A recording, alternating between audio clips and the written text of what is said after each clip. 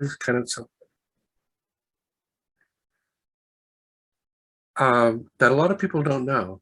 A beatnik is someone who appreciates jazz music and poetry as well as drinking coffee. The way a beatnik is described as smoking a nug would be to just put it in a bowl without breaking it up or using a grinder, although beatnik smoke joints as well. And many beatniks merged Eastern and Western religions and philosophies. And everybody I knew who was of that generation, we all considered ourselves explorers. We were looking for something. Now, in the summer of 1950, well, I was 14 years old. My father said to me, he was a union organizer in Florida. He said, "What are you going to be, or what do you want to be when you get to be an adult?" And I said, "Well, I'm going to be a writer, a poet, probably." And he says, "Well, you know, you're going to be poor." And I said, "Well, I'll just work on writing things that sell." And he says, "You know, working in an attic and writing poetry, it's not going to make you a better poet. It's just going to make you hungrier. So I'm going to get you a job." And he did. He got me a job as an apprentice electrician, local 349 in Miami, Florida. And that summer I went out and worked as an apprentice. We made 75 cents an hour, and I was saving up my money to buy my first car. And while I was working there was a laborers union because it was an all union project. And my father had brought a whole bunch of people together to form a union of people who did nothing but labor on a construction project. So it was a laborers union. And I would watch these fellows work. And one day I got to talking to one and I asked him, you know, some questions and found out that they were making 65 cents an hour. And I thought to myself, here's a guy who's working, he's supporting his family, he's going home, and he's raising kids, all on 65 cents an hour. And here I am, 14 years old, working, getting 75 cents an hour, probably because I'm white and related to the union boss. Anyway, and it just kind of struck me as being an odd juxtaposition. So that just stuck in my mind. The next year, I actually got a job for a newspaper. I was a newspaper reporter for a weekly newspaper. And it only paid 50 cents an hour, but I was in charge of covering school news and court every Saturday morning and little local things that happen, car accidents and all that sort of thing. And one day I was out at on the highway there, and this is a wreck. And it turned out that they were a rabbi and a small kid, and he was taking this small kid away from an orphanage there in Miami, and asking why. And he said because they feed the kids fish on Fridays, who are Catholic, but they don't have Orthodox meals for Jewish kids. So naturally, I wrote the story up, and so naturally, Miami Beach exploded, and a lot of people got all excited. And so I thought I had made my mark as a reporter. I'm 15 years old. And so I started writing poems about the people that I met, the things that I saw. This is a long way of getting to that. That year, another little joint opened up on Douglas Avenue going into Coral Gables, going to Coconut Grove. And it was a coffee shop, and it was a beatnik joint. Cider had tea and so forth. It was really quite a place. There was a table there right in the middle, and I started using that table. And first night I went up to the open mic and I did a poem. Next night I went up, and one night the owner came over to me and he says, if you'll come here about every night, he says, you can have free apple cider or tea, whatever you want. I said, okay. There was a fellow there that played the bongos. So every time he got up and read poetry, they had these bongos in the background. I asked him one time what his name was, and he said, what's yours? And I said, Dan, and he goes, C sharp. I thought he was talking about the way I said Dan, but he said C sharp. I said, is that your name? And he says, C sharp. And I said, okay. So I went back to my table, and the owner says, well, I saw you talking to old Charlie Sharp over there. I said, what? Okay. And then this young lady walks in, and she was different from any lady I'd ever seen. She's about my age, I guess. And she was wearing like a man's shirt and had short hair, and she was wearing jeans. And that was unheard of in 57, 58, whatever it was. And she kind of looked around, it was crowded, and looked around for a seat. There wasn't one. And she started walking by, and I said, "Oh, miss," I said, I'm going to have to do the next set. Would you mind sitting here in this chair next to the table here and keeping an eye on my chair and my table and my book while I do it?" And she looks at me and she says, "You a poet?" And I said, "Well, I'm also a poet." And so she sat down and she looked down at the table, and I said, "Well, mind my book. I'm getting up to go over to read." And she turns the book over and she said, "You reading this?" And I said, "Yeah." And she says, "Ah." All right, I said, "Okay." So I went up, and here's the poem that I wrote on the stage that day. And it's actually dated at 1957, but the day I performed it was at the coffee house in Coral Gables, Florida, on Douglas Road. It's called "A Laborer." He whistles and hums and sings while he works, sweating with joy in a Miami sun that bakes our brains. This big, sweaty black man they call boy. His dark skin glistens as he hauls and mixes and totes. His eyes shine as he carries mud for the block layers hot. He wears a sweatshirt with long sleeve in the stifling heat because he once heard that you stay cooler that way by times. He sips hot coffee through a straw to avoid the caffeine, he says. I couldn't understand that one, but I let it go. He told me that his girl Maybelline was just the ticket. Back and forth he goes. "Hey, boy, come here, boy." Pushing a wheelbarrow full of iron or trash or blocks or the water bucket. Back and forth he goes, back and forth. Day in and day out, rain or shine, he's always there, hauling the buildings and blocks for the men, just as the Bible ordained it. He whistles and hums and sings while he works, sweating in the sun. This black man working hard on a building that will be segregated when it's done. And that was the period and the time in which we lived. Now, here's the great thing. I kept a diary all of those years. And the wonderful thing about keeping a diary is it lets you go back and look at what you were thinking when you wrote the poems in the first place. So I'm advising everybody who writes poetry, keep a diary. And what's really great about this is that on that very day, "Great Balls of Fire" by Jerry Lee Lewis hit #1 on the charts. Serial murder. This is important. Charles Starkweather was captured by police in Wyoming. Charles Starkweather and his girlfriend went on a rampage throughout the West, killing people. This is important because here a few years later, now I was retracing the route that Jack Kerouac had on the road. I went to that town and right outside of Mitchell, Nebraska, and I had the sheriff put me in that same cell. Now, while Starkweather was in that cell, he had scrawled these drawings on the walls of the jail cell. And so I took a picture of those. I kept the picture for many years. I've long since lost it. But anyway, I wrote it all down, and I wrote a poem about that. But that'll come up later. But anyway, that's the night I read "The Laborer." That's what was going on in the world. Elvis Presley joined the Army. And the first Black stewardess, her name was Ruth Carroll Tyler, was hired as an airline stewardess.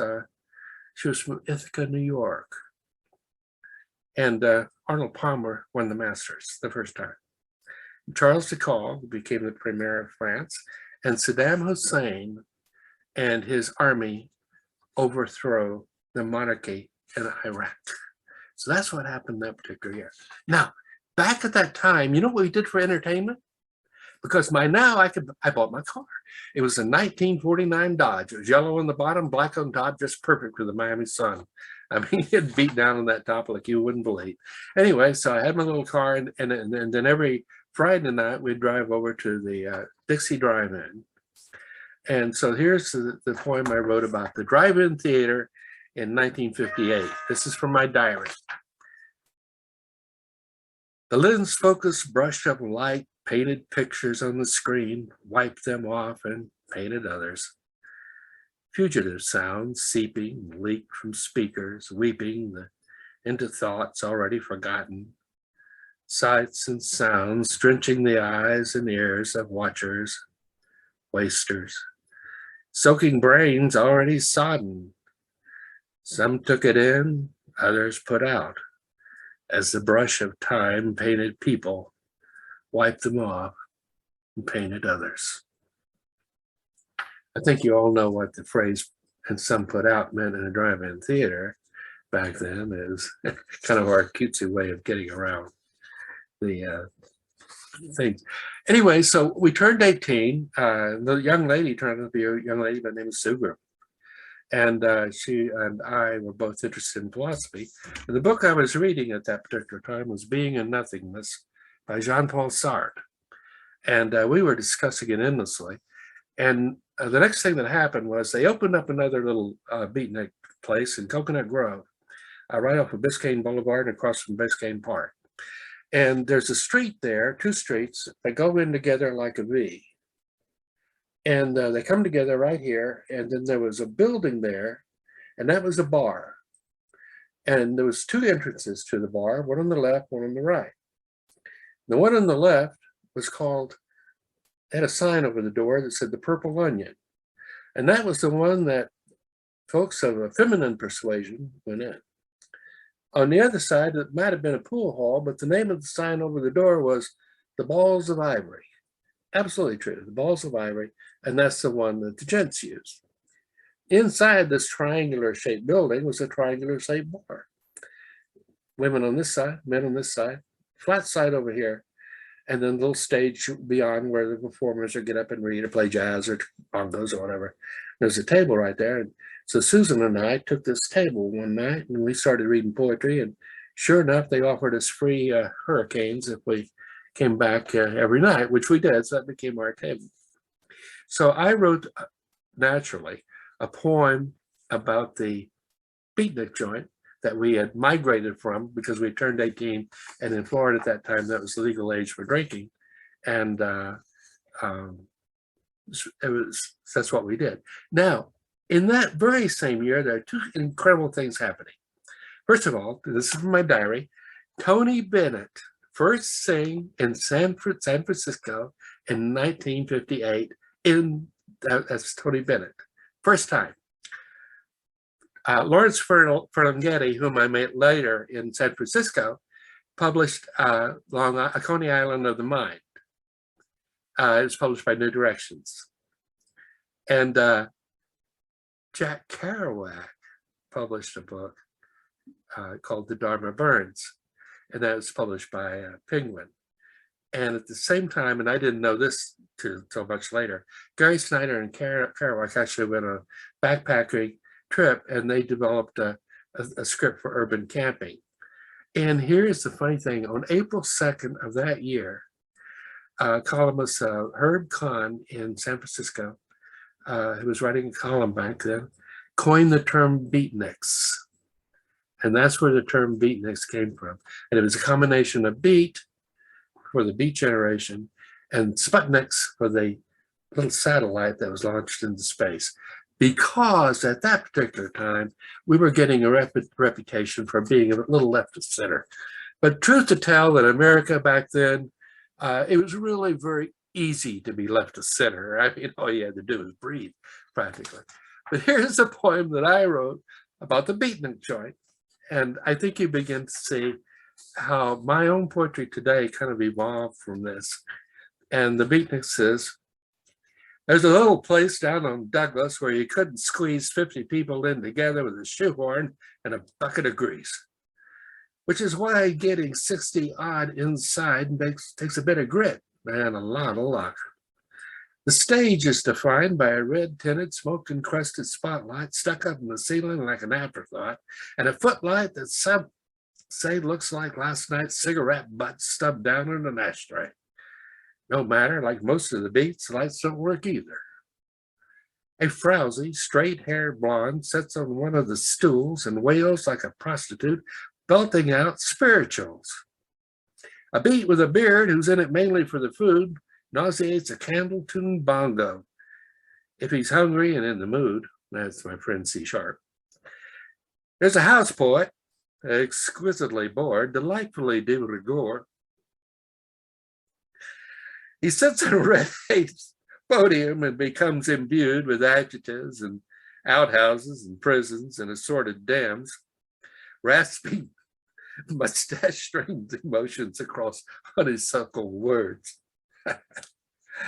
Transgressions that would make a devil cry for the soul of man. And if there is one by chance, might even make a saint chuckle. The guy that sings the folk song just got married 6 weeks ago. And his wife sits home with a case of beer, pregnant, cheeks of tan, and a television set, while he handles a song about a wife who won't go home to her husband because he stifles her life.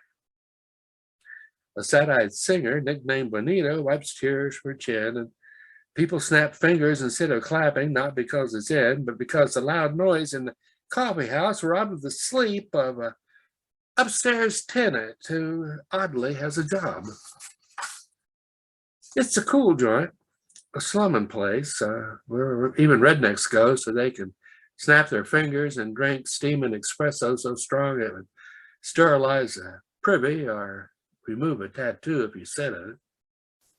An apple cider put out with a slice of apple in a glass that you have to dig out with your fingers, and the next day the shocked and awed tell their open-mouthed neighbors that last night they went down to this Beatman Joint on Douglas where the smoke and the crowd was so thick it almost made them choke.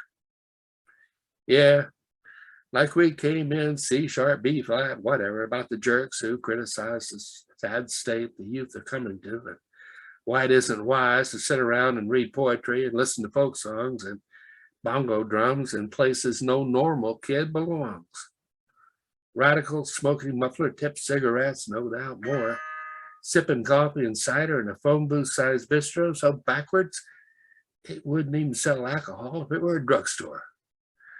It's a pity they can't act normal like everybody else you see and conform to the accepted standards of nonconformity.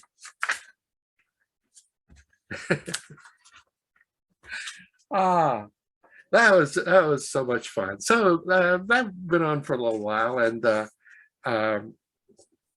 we were taking some courses over at the University of Miami at the same time, and we were both taking a course in philosophy. And we met a young fellow from Amsterdam, and his name was Hans, and he came into the poetry joint one night, and we started talking, and it turned out he rented a room in a private home right off of campus. He had his own entrance in the little hallway that went in there, and on the right-hand side were two rooms, on the left-hand side were 2 rooms, and a bathroom at the end of the hall. And he had rented the one in the corner in the front, which was a good one because it's the only one that had 2 windows. And so we wound up spending the night there. And the only rule of the house was that if you had to go to the bathroom, you had to put on a sheet because the landlady didn't care for nude people going up and down the hall. So we were young, and it was quite a place. But the end of the spring came, and Hans had to go back to Amsterdam, and Susan met a young lady by the name of Teardrop. Well, her name wasn't Teardrop; it was actually Nancy. But I started reading a book then called "On the Road" by Jack Kerouac, and I happen to have that book, that very book, right here. This is a book that I bought, and I keep it in you can see it's turning yellow and pages are getting brittle. In fact, the pages are so brown in some spots that the type is so blurred and so small that I can't even read it. But anyway, this was my little favorite little book at the time, and so I've kept it all these years. It smells a little bit like mothballs. I was going to read a short thing from this to give you an idea about how Jack Kerouac wrote, but the type is so small I can't read it. So I went down to this place called the Haverhill Public Library, and I ordered a book in, and here it is. This is I got from our library. This is the same book, but it's a little later publication, and it's On the Road by Jack Kerouac. And I'm going to read this to you to give you an idea, because people ask, what kind of poetry did we write? And the poetry we write back then was a living poem. The poem was almost like spoken word, and every poem was alive.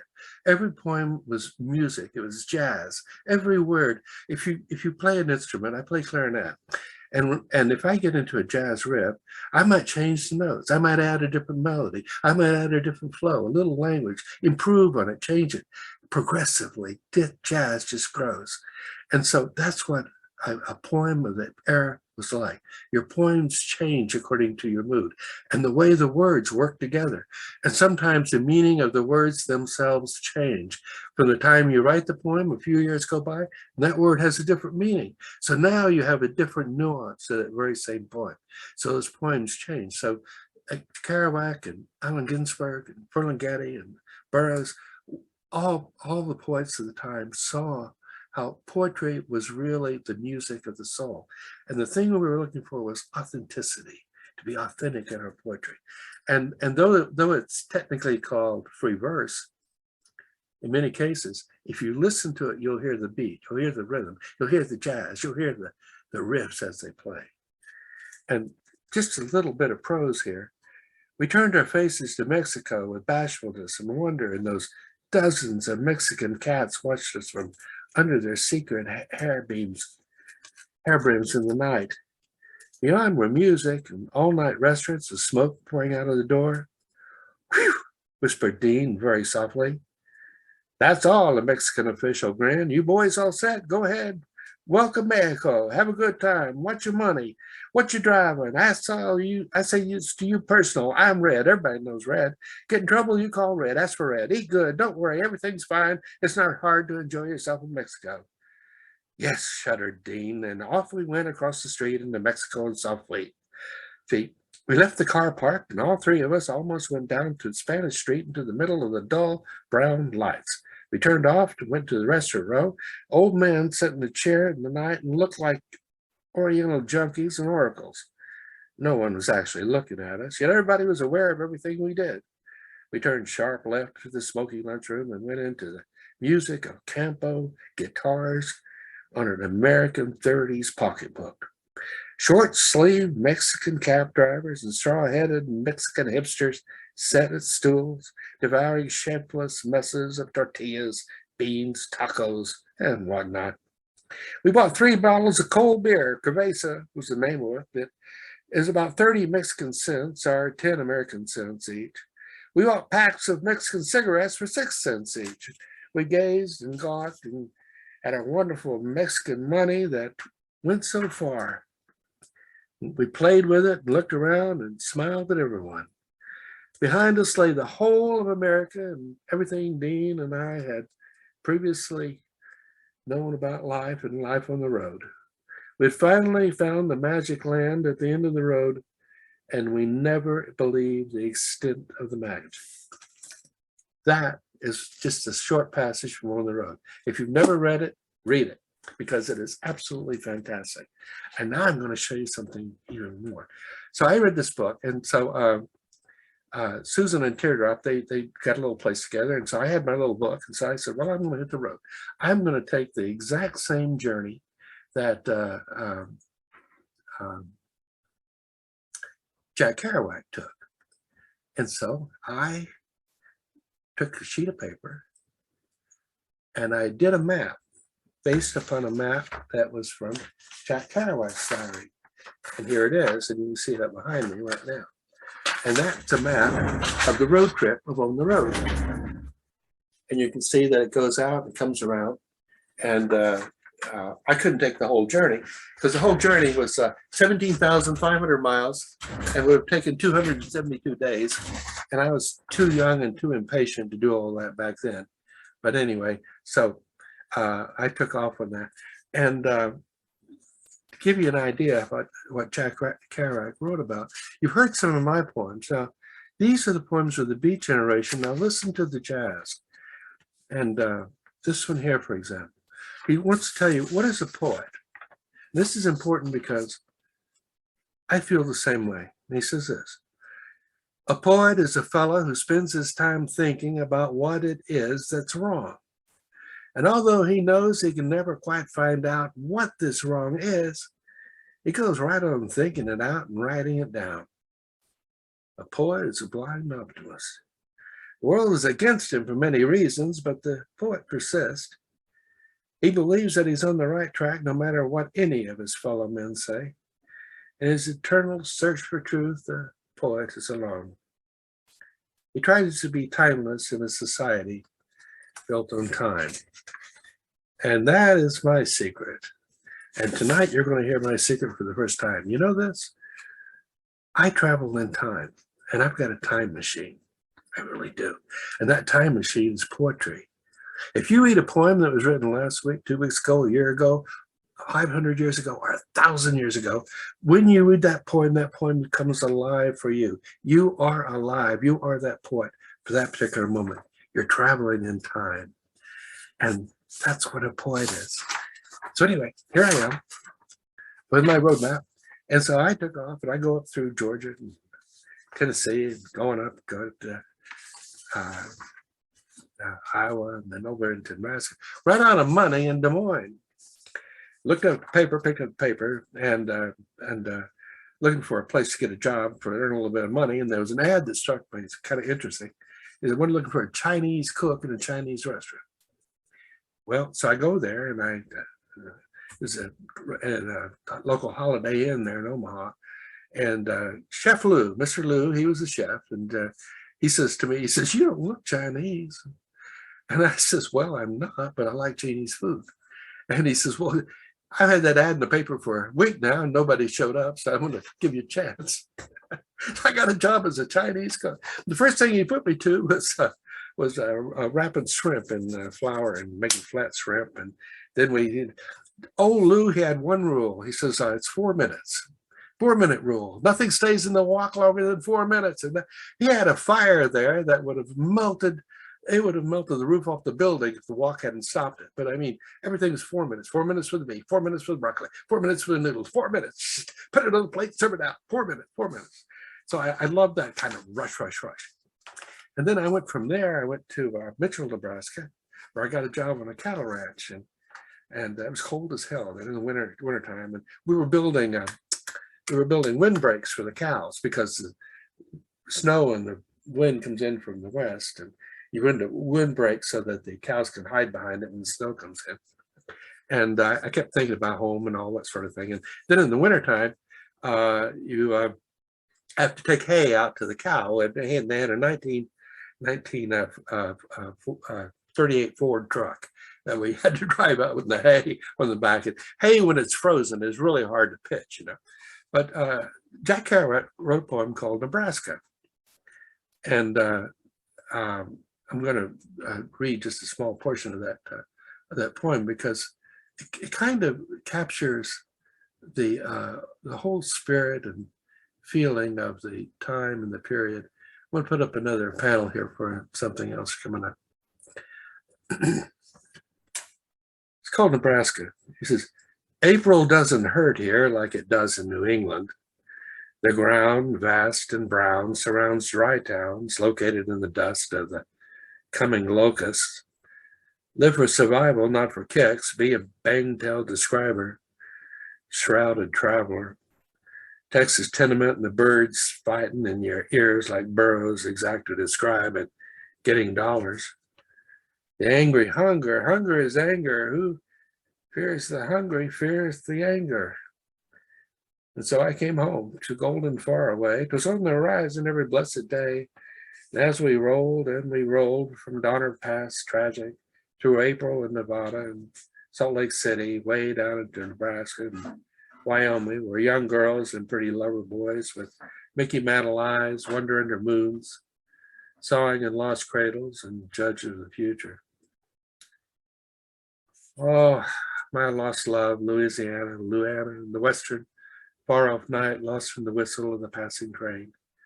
Everywhere west, roaming, moaning, the deep basso, vom vom, was it the same love? Notify my bones as you notify children of the soft Wyoming April night. I know that I've got a few more minutes, and I want to read just one more thing to kind of illustrate the feeling of the Beat Generation. Repeat, it's Carol's birthday. From from Nebraska, went down to Salt Lake City, then to San Francisco, and I met Ferlinghetti, and they were going through a lawsuit shortly thereafter. This book was the subject of a lawsuit, How, and which Ferlinghetti was actually won the lawsuit. But I also have that book for that particular time too. But here's what the poets of the time saw, and here's why we wrote. He saw that all the struggles of life were incessant, laborious, painful, that nothing was done quickly without labor, that had to undergo 1,000 fondlings, revisitings, moldings, addings, removings, craftings, tearings, correctings, smoothings, rebuilding, reconsidering, nailing, tacking, chipping, hammering, hoisting, connecting, all the poor fumbling, uncertain incompletions of human endeavor. They go on forever, were forever incomplete, far from perfect, refined, or smooth, full of terrible memories of failure and fears of failure, yet in the way of things, somehow noble, complete, and shining in the end. Yes.